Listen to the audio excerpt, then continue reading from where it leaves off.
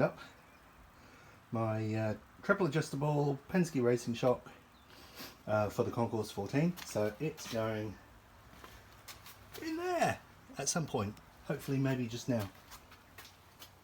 We're going to have a look at this and see whether it's something that I want to take on right now. So anyway, thought I'd do a quick unboxing video for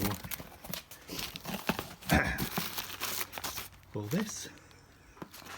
Awesome. So this is an 8987 Penske shock.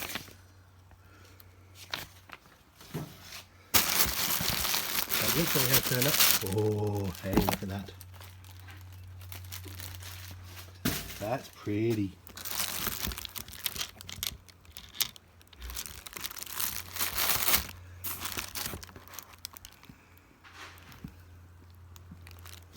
Oh dear.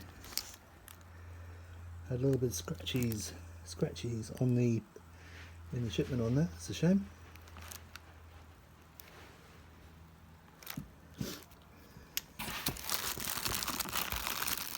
Yeah, it probably wouldn't have taken much to just put a little something around that.